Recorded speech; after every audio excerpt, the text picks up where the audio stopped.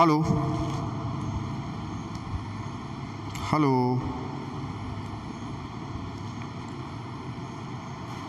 Hello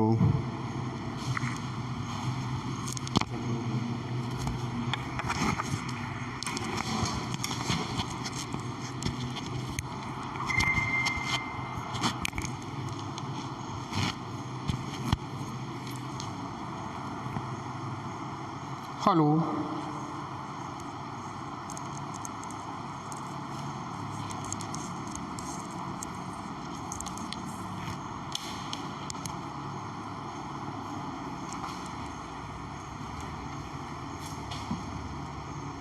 hello सभी को आवाज़ आ रही है? जल्दी से जल्दी लाइव हो जाएं सभी लोग।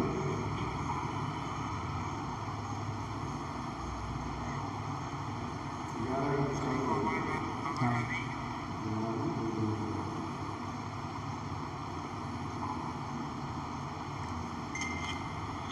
हेलो आवाज़ सभी को आ रही है? जल्दी से लाइव हो जाइए सभी लोग। ठीक, सभी लोगों को गुड मॉर्निंग। हाँ गुड मॉर्निंग, गुड मॉर्निंग।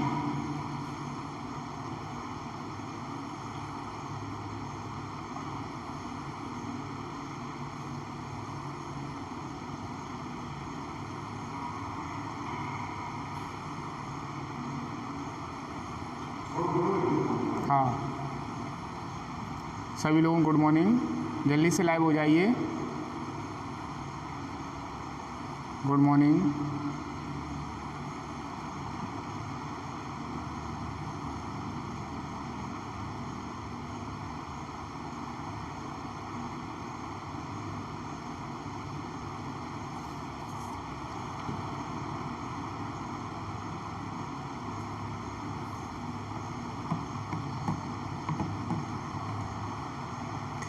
देखिए कल जो टॉपिक चल रहा था उसी का आज देखेंगे।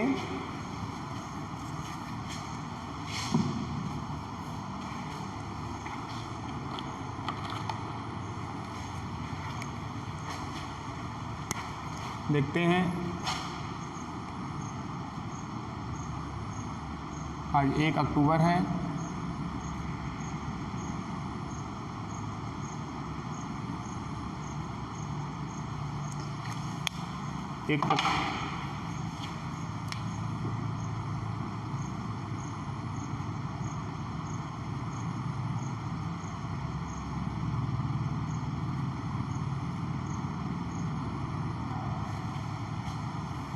विषय आपका जो कोर्स है डीएलएड,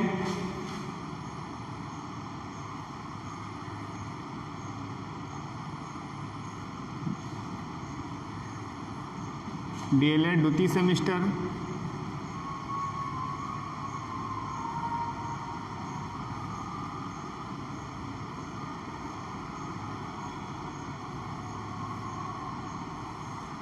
पेपर आपका जो चल रहा है, सब्जेक्ट जो है पेपर सेकेंड है। विषय का नाम है प्रारंभिक शिक्षा के नवीन प्रयास।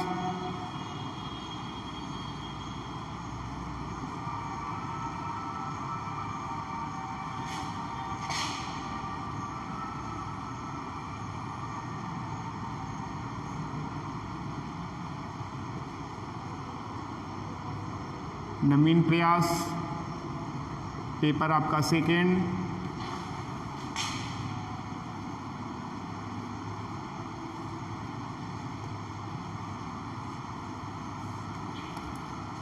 चैप्टर आपका 4 चल रहा है। आज जो चर्चा जिस टॉपिक पे बात होगी उसको देखते हैं। राष्ट्रीय पाठचर्या रूपरेखा 2005, उसके अकॉर्डिंग कुछ पॉइंट कल मैंने इंट्रोडक्शन उसकी भूमिका बताई। उसके साथ साथ आज नेक्स्ट टॉपिक चलेगा उसी में।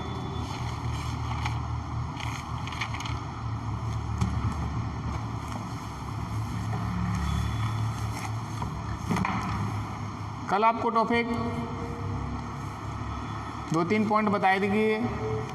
एक तो उसका अर्थ बताया था और उसकी भूमिका, राष्ट्रीय पाठचर्या रूपरेखा 2005, उसके बारे में पूरी भूमिका को डिटेल हो जाने के साथ साथ PDF इसकी आपको ग्रुप में डाल दी गई है और इसके जो अध्याय हैं वो उसके बारे में पॉइंट हुए थे।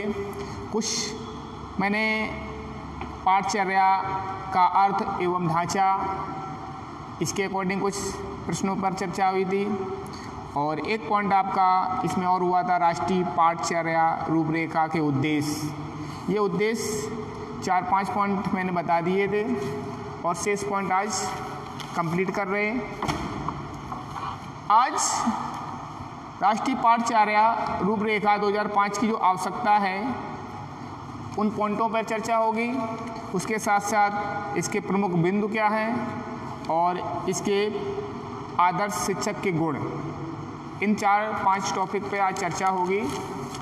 जितना टॉपिक बताया जाए उतना आप रोज का रोज कंप्लीट करते रहें। तो आज की पहली हेडिंग है राष्ट्रीय पाठचर्या रूपरेखा की आवश्यकता।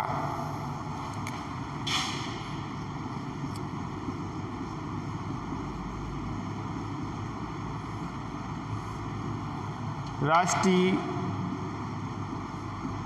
पाठचर्या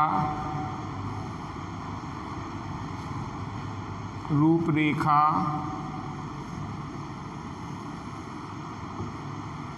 – 2005 की आवश्यकता।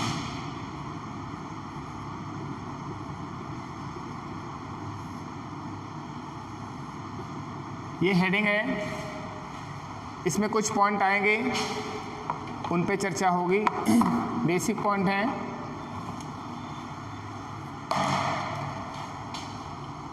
इन पॉइंटों को समझना है। पहले तो आपको इसके मैंने उद्देश्य बता दिए थे, इसका अर्थ बता दिया था। अर्थ में आपको सीधी सीधी परिभाषा याद रखना है। विद्यालय में बालकों के संपूर्ण अनुभवों, अधिगम और पाठ्यक्रम आदि के योग को ही हम पाठचर्या कहते हैं। इसके बारे में हो गया था। उसके साथ साथ अब इसके उद्देश्य भी मैंने कई पॉइंटों में दर्शाया था। उसके साथ साथ आज राष्ट्रीय पाठचर्या रूपरेखा 2005 की आवश्यकता, तो आवश्यकता निम्न कारणों से हुई है। पहला पॉइंट इसमें आता है 21वीं सदी की मांग, 21वीं सदी। उसके साथ साथ नेक्स्ट पॉइंट में भारतीय समाज में विविधता, उस पर भी चर्चा होगी। उसके साथ साथ शिक्षा का आधुनिकीकरण और नेक्स्ट पॉइंट में परिवर्तन के लिए आवश्यक और संवैधानिक बाध्यता। कई पॉइंट हैं, आपको विशेष तौर पर 3-4 पॉइंट याद रखने हैं। उन पॉइंटों पर आज चर्चा करते हैं। पहला पॉइंट आता है इसी में 21वीं सदी की मांग, राष्ट्रीय पाठचर्या रूपरेखा 2005 की आवश्यकता क्यों पड़ी। तो पहला पॉइंट इसी में निकल के आता है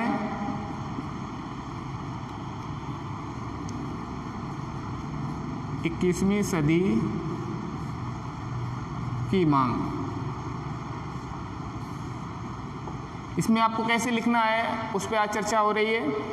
21वीं सदी की मांग में डिटेल कैसे करना है। वर्तमान में शिक्षा की निवेश के रूप में भी गिनती की जाती है। जो वर्तमान में शिक्षा की निवेश के रूप में भी गिनती की जाती है। एक तो बात आपको सीधा याद रखना है, वर्तमान में जो एजुकेशन चल रहा है वो एक निवेश के रूप में गिनती हो रही है। उसके साथ साथ शिक्षा ही आज कमज़ोर समूहों के सशक्तिकरण में सहायक है। तो शिक्षा जो आज प्रेजेंट टाइम में है, कमज़ोर समूह, जो कमज़ोर ग्रुप हैं के सशक्तिकरण में सहायक हो गई है। आज शिक्षा वैश्विक समझता, जो शिक्षा का स्तर है, वैश्विक सभ्यता जो है उसकी नींव के रूप में उभर कर आ रही है। उसके साथ साथ इस परिवर्तित समय में शिक्षा की भूमिका बहुत बढ़ गई है और ऐसे में एक उचित ढंग से व्यवस्थित पाठचर्या की नितांत आवश्यकता है। इसमें 2-3 पॉइंटों को विशेष तौर पर याद रखना है। एक तो शिक्षा में, वर्तमान शिक्षा में निवेश के रूप में भी गिनती की जाती है। उसके साथ साथ शिक्षा ही आज कमज़ोर समूहों के सशक्तिकरण में सहायक है और आज शिक्षा वैश्विक सभ्यता की नींव के रूप में उभर कर आ रही है, वैश्विक सभ्यता के रूप में उभर कर आ रही है। इस परिवर्तित समय में शिक्षा की भूमिका बहुत बढ़ गई है।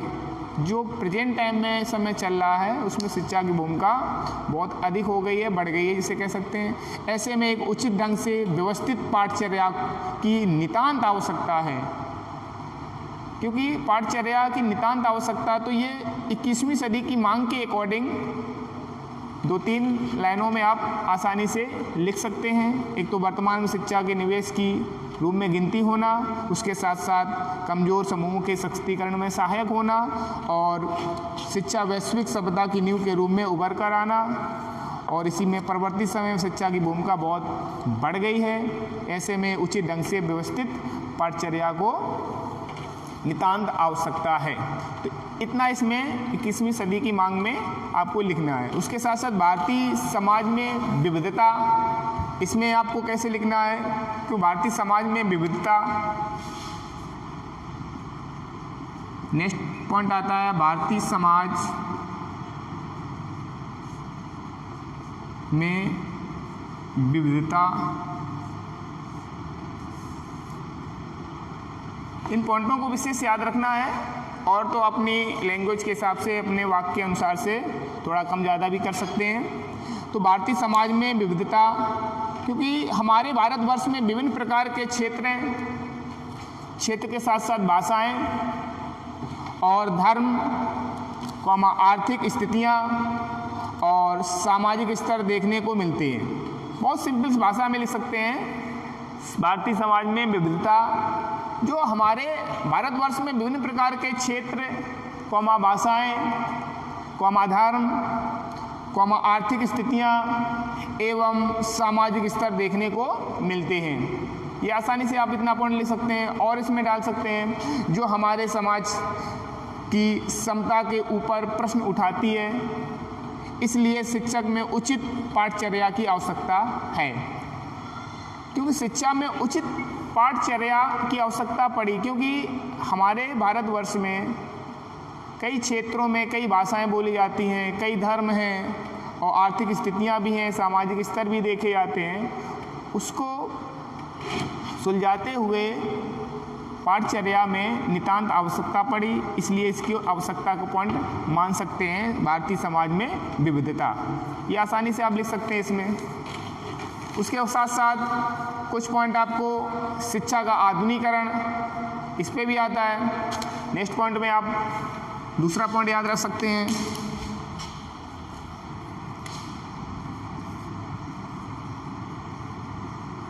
शिक्षा का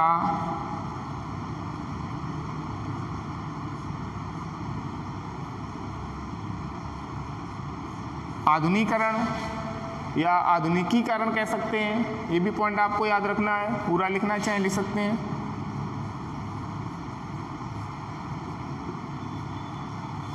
एक तो 21वीं सदी की मांग, और दूसरा भारतीय समाज में विविधता, और तीसरे पॉइंट को याद रखना है शिक्षा का आधुनिकीकरण।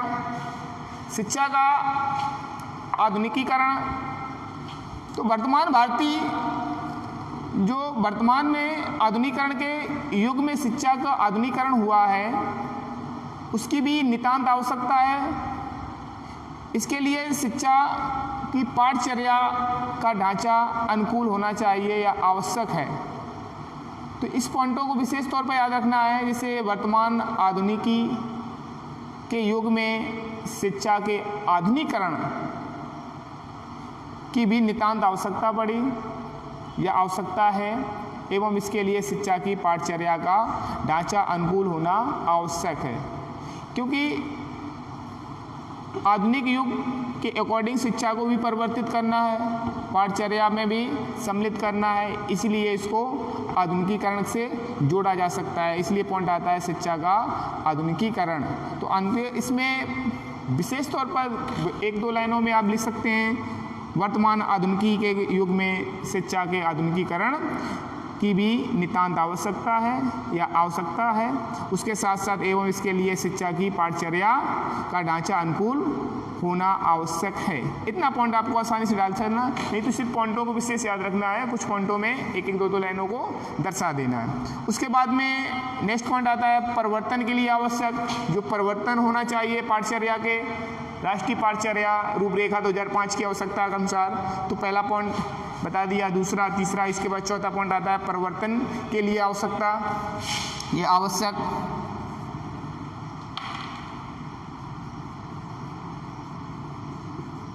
परिवर्तन के लिए आवश्यक, इस पॉइंट को भी याद रखना है। इसमें भी कुछ शब्दों में इसको दर्शा सकते हैं।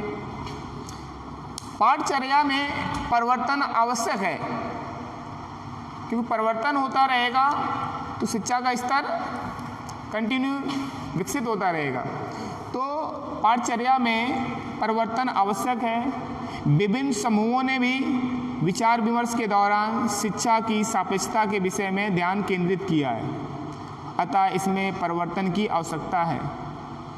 तो विशेष तौर पर इसमें पाठचर्या में परिवर्तन आवश्यक है, ये भी याद रखना है। विभिन्न समूहों ने भी विचार विमर्श के दौरान शिक्षा की सापेक्षता के विषय में ध्यान केंद्रित किया, अतः इसमें परिवर्तन की आवश्यकता है। इतना आपको आसानी से लिख सकता है।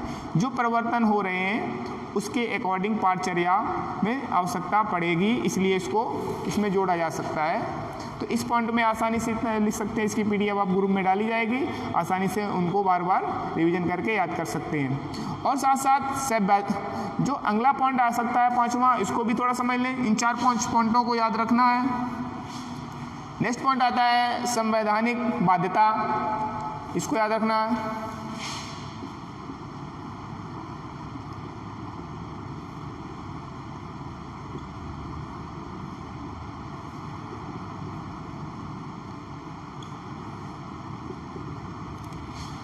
पॉइंट तो बहुत हैं, आपको 4 या 5 पॉइंटों पर विशेष ध्यान रखना है। प्रश्न अगर पूछा जाता है तो 2-3 पॉइंट आप आवश्यक डाल सकते हैं। संवैधानिक बाध्यता, इसमें भारत में समता एवं समानता पर आधारित लोकतांत्रिक व्यवस्था है। कैसे? भारत में समता और समानता पर आधारित लोकतांत्रिक या लोकतंत्री व्यवस्था है। यह राजनीतिक दृष्टिकोण से सामाजिक, आर्थिक एवं शैक्षिक व्यवस्था पर, राजनीतिक दृष्टि से कैसे मान सकते हैं, सामाजिक, आर्थिक एवं शैक्षिक व्यवस्था पर अधिक कार्यभार डाल देता है या कार्यभार डाला जाता है या डाल देता है। एवं आज के समय में जब शिक्षा रीढ़ की हड्डी की भूमिका निभा रही है, जो एजुकेशन है मानव की रीढ़ की हड्डी के अकॉर्डिंग उसकी तुलना की गई है। तो ये कह रहा है आज शिक्षा रीढ़ की हड्डी की भूमिका निभा रही है, तो शिक्षा में राष्ट्रीय पाठचर्या ढांचा एक आवश्यक कदम है। तो राष्ट्रीय पाठचर्या रूपरेखा 2005, इसलिए इसकी आवश्यकता पड़ी। तो संवैधानिक बाध्यता में कुछ शब्दों में आप डिटेल याद रख सकते हैं, जैसे भारत में समानता या समता पर आधारित लोकतंत्री व्यवस्था है, ये भी याद रखना है। ये राजनीतिक दृष्टि से सामाजिक, आर्थिक, शैक्षिक व्यवस्था पर अधिक भार डाल देता है, इसको भी याद रखना है। और आज के समय में जब शिक्षा रीढ़ की हड्डी की भूमिका निभा रही है, तो शिक्षा में राष्ट्रीय पाठचर्या ढांचा एक आवश्यक कदम है। इन पॉइंटों पर विशेष ध्यान रखना है। तो इतने पॉइंट आप आसानी से याद कर सकते हैं। तो ये आपको कंप्लीट हो जाता है राष्ट्रीय पाठचर्या रूपरेखा की आवश्यकता। उसमें पहला पॉइंट आपको विशेष याद रखना है, 21वीं सदी की मांग के अकॉर्डिंग कुछ शब्दों में डालना है, और भारतीय समाज की विविधता और शिक्षा का आधुनिकीकरण और वर्तमान में परिवर्तन के लिए आवश्यक, और लास्ट में संवैधानिक बाध्यता। इसकी सारी पीडीएफ आपको ग्रुप में डाली जाएगी। उसको बार बार आप पढ़ भी सकते हैं। अगर यहाँ टॉपिक कुछ कंफर्म नहीं हो पाए हैं तो आप PDF से उसका रिवीजन आसानी से कर सकते हैं। उसके साथ साथ इसके प्रमुख बिंदु आते हैं, उन बिंदुओं पर चर्चा कर रहे हैं। नेक्स्ट टॉपिक आता है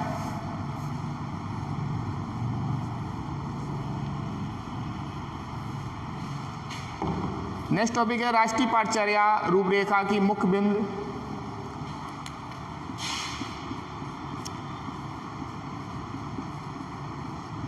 राष्ट्रीय पाठचर्या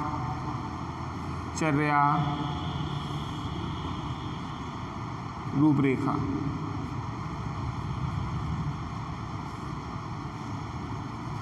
के मुख्य बिंदु।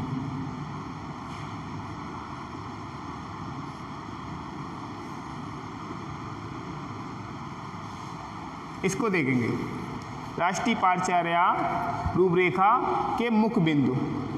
इन बिंदुओं को भी, प्रमुख बिंदु जो हैं उनको भी आप कुछ पॉइंटों में याद रखेंगे।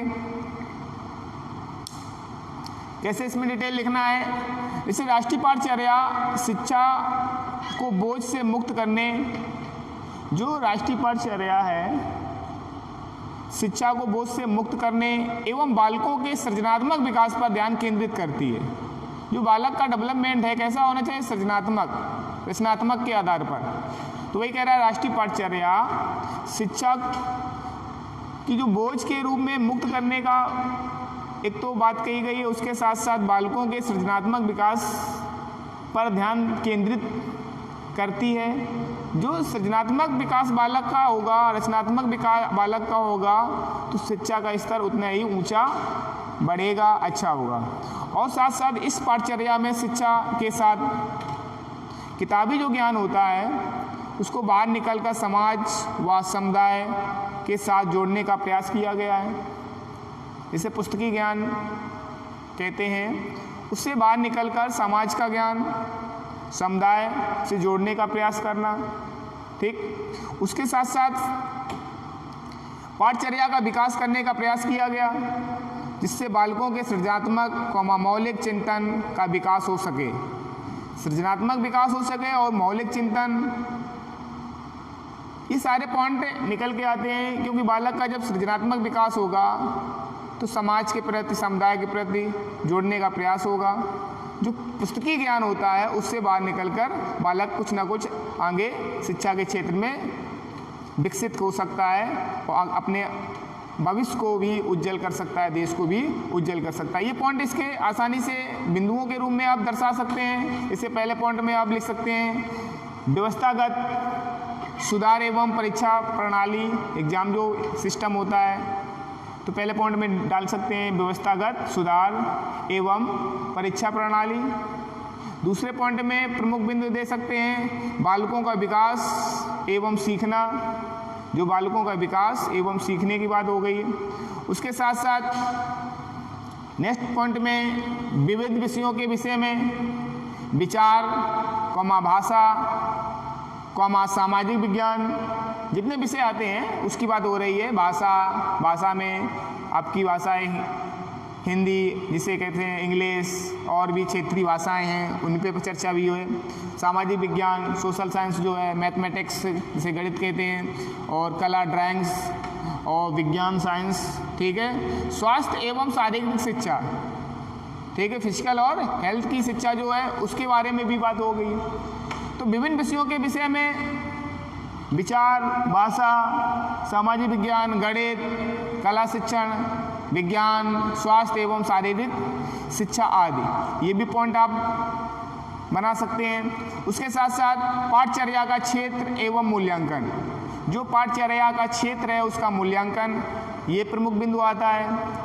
और प्रमुख बिंदु में गुणवत्ता सुधार एवं परीक्षा प्रणाली, तो प्रमुख जो गुणवत्ता होती है, गुणवत्ता में सुधार होना और परीक्षा प्रणाली को सुचारू रूप से चलाना या बनाना, ये भी इसमें आसानी से प्रमुख बिंदु के अंतर्गत आता है। और साथ साथ पाठचर्या नवीनीकरण के लिए शिक्षक शिक्षा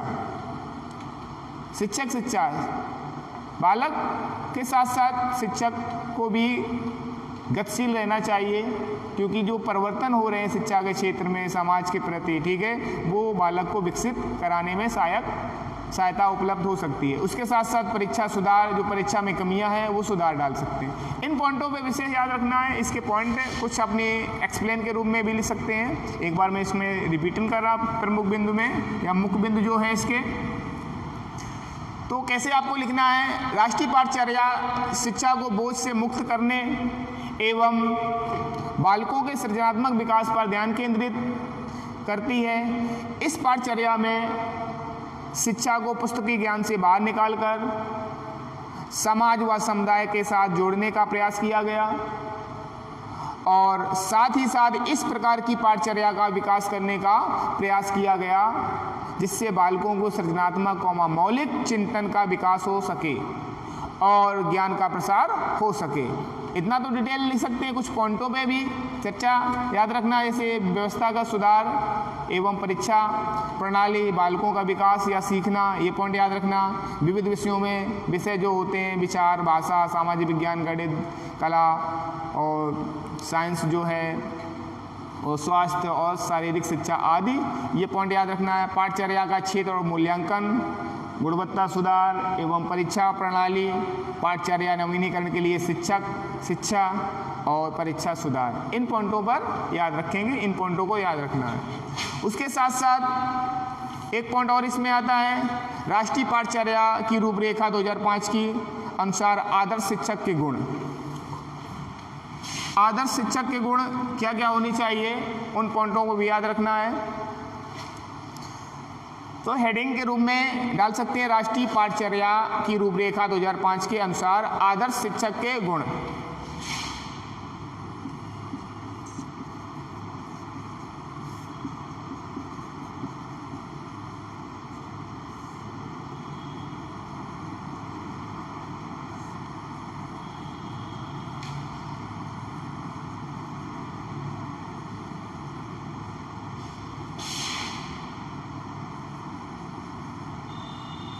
आदर्श शिक्षक के गुण।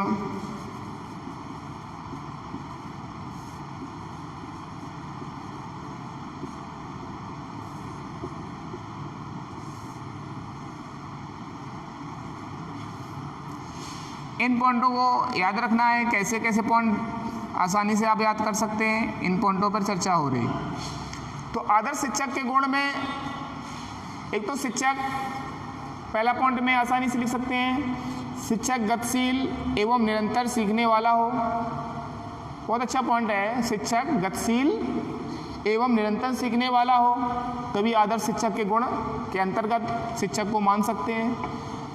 शिक्षक जब तक गतिशील नहीं रहेगा, निरंतर आवश्यक कुछ सीखेगा नहीं, नया सीखने की कोशिश नहीं करेगा, तो वो आदर्श शिक्षक के अकॉर्डिंग के अंतर्गत नहीं आएगा। आदर्श शिक्षक वही होता है जो हमेशा गतिशील रहे और सृजनात्मक, बौद्धिक और जो सामाजिक क्षेत्र में रुचि पैदा करे और शिक्षक बनने के साथ साथ बालकों का विकास कर सके। ये पॉइंट है, आपको याद रखना है। पहला पॉइंट, शिक्षक गतिशील और निरंतर सीखने वाला हो, बहुत आसानी से याद कर सकते हैं। उसके साथ साथ दूसरे पॉइंट में सामाजिक, सांस्कृतिक एवं राजनीतिक संदर्भों में विद्यार्थियों को समझ सके। इस शिक्षक पढ़ाने के साथ साथ विद्यार्थियों को समझने का, समाज के प्रति बालक का रुझान क्या बढ़ रहा है, सांस्कृतिक बालक का रुझान क्या है, राजनीतिक संदर्भों में विद्यार्थियों को समझ सके। इससे बालक जब क्लास में होता है, कुछ बालक समाज के प्रति अपनी लगनशीलता रखते हैं, कुछ सांस्कृतिक प्रति और कुछ राजनीतिक के। तो शिक्षक जब गतिशील रहेगा, सीखने की ललक रहेगी, तो बालक के अकॉर्डिंग उन बालकों को छांट सकता है, उस समाज से जोड़ सकता है। अगर सामाजिक बालक बन रहा है तो सामाजिक, राजनीतिक भी बन सकता है, सांस्कृतिक बन सकता है, इंजीनियर, डॉक्टर, कुछ भी बन सकता है। तो शिक्षक का ये कर्तव्य होता है बालक को पहचानना या समझ सकना। उसके साथ साथ तीसरे पॉइंट में ज्ञान को पाठ्य पुस्तकों के बाहर, जो किताबी ज्ञान होता है उसकी बात हो रही है, जो ज्ञान को पाठ्य पुस्तकों के बाह्य ज्ञान के रूप में ना देखकर व्यक्ति और समाज के साझा संदर्भ में देखें। पुस्तकीय ज्ञान के साथ साथ बाहरी ज्ञान बालक का समाज के प्रति और व्यक्ति के प्रति शिक्षक का एक कर्तव्य है, पुस्तकीय ज्ञान के साथ साथ उसको सामाजिक दायरा का ज्ञान बढ़ाए और उसको समझे। ये आदर्श शिक्षक के गुण के अंतर्गत आप डाल सकते हैं। और शेष पॉइंट में शिक्षक उत्पादक जिसे कह सकते हैं और समझने वाला हो। शिक्षक उत्पादक कार्य के महत्व को समझने वाला हो। शिक्षक के बाहर और अंदर व्यवहारिक अनुभव देने के लिए कार्य को शिक्षण का माध्यम बनाए, जिसे कहते हैं करके सीखना। ये पॉइंट बहुत अच्छा आता है, करके सीखना। तो बालक को साथ पढ़ाने के साथ साथ शिक्षक खुद नया सीख सकता है, इसको कह सकते हैं करके सीखना। तो वही पॉइंट आया, शिक्षक उत्पादक कार्य के महत्व को समझने वाला हो तथा कार्य शिक्षा के बाहर और अंदर व्यवहारिक अनुभव देने के लिए कार्य को शिक्षा का माध्यम बनाए, अर्थात करके सिखाए या करके सीखना। ये शिक्षक का आदर्श गुण माना जाता है। और 5वां पॉइंट में आसानी से लिख सकते हैं, शिक्षक छात्रों के साथ मानवीय संबंध स्थापित करने वाला हो। शिक्षक छात्रों के साथ मानवीय संबंध स्थापित करने वाला हो। इन पॉइंटों को भी याद रखना है। तो इस टाइप के 4-5 पॉइंट इसमें लिख सकते हैं आदर्श शिक्षक के पॉइंट में। एक बार मैं इसका रिवाइज कर दे रहा हूँ, सभी लोग सुन लीजिए पुनः से। इसकी PDF आपको ग्रुप में डाली जाएगी, तो उसका बार बार रिवीजन कर सकते हैं। पहले पॉइंट में आदर्श शिक्षक के गुण में शिक्षक गतिशील और निरंतर सीखने वाला हो, ये आसानी से पॉइंट डाल सकते हैं। दूसरे पॉइंट में सामाजिक सांस्कृतिक और राजनीतिक संदर्भों में विद्यार्थियों को समझ सके। उसके साथ साथ नेक्स्ट पॉइंट में ज्ञान को पाठ्य पुस्तकों के बाह्य ज्ञान के रूप में ना देखकर व्यक्ति और समाज के साझा संदर्भ में देखें। नेक्स्ट पॉइंट में, चौथे पॉइंट में, शिक्षक उत्पादक कार्य के महत्व को समझने वाला हो तथा कक्षा के बाहर और अंदर व्यवहारिक अनुभव देने के लिए कार्य को शिक्षण का माध्यम बनाए, अर्थात करके सीखना। ये भी पॉइंट याद रखना, करके सीखना। उसके साथ साथ नेक्स्ट पॉइंट 5वां, शिक्षक छात्रों के साथ मानवीय संबंध स्थापित करने वाला हो। ये 5 पॉइंट हैं। पॉइंट तो बहुत होते हैं, विशेष तौर पर आपको 3-4 पॉइंट आपको आसानी से याद रखना है। जैसे 1 नंबर पूछा था आदर्श शिक्षक के गुण क्या है, तो 2-3 पॉइंटों को आप दर्शा सकते हैं। विस्तृत में पूछा जाए तो आप 4 से या 5 से अधिक डाल सकते हैं पॉइंट, वो है। तो इसलिए 1 नंबर में कभी कभी आता है, क्योंकि इसके साथ साथ आगे जो टॉपिक आएगा राष्ट्रीय पाठचर्या रूपरेखा 2005 के आदर्श जो सिद्धांत हैं इसके, इस पर कल ही चर्चा होगी सिद्धांतों पर। उसके साथ साथ सिद्धांत एक बार पूछे भी गए हैं और इसके उद्देश्य ये भी एक बार आ चुके हैं। इन सिद्धांतों को, इन उद्देश्यों को अभी एक बार रिवाइज कर लेना, क्योंकि सिद्धांत तो आपको कल पढ़ाए जाएंगे। जो आदर्श शिक्षक के गुण बताए, प्रमुख बिंदु बताए, और उसके साथ साथ एक जो पॉइंट बताया है आवश्यकता, राष्ट्रीय पाठचर्या रूपरेखा 2005 की आवश्यकता, इन पॉइंटों को देख लेना। इससे पहले जो मैंने कल पॉइंट बताए थे, उद्देश्य, अर्थ और ढांचा और उसकी भूमिका, ज़्यादा बड़ा चैप्टर नहीं है। इसके बाद में 2-3 पॉइंट और इसमें बचे हैं और दूसरी हेडिंग आएगी। उसके साथ साथ कल मैं आपको पुनः पढ़ाऊँगा।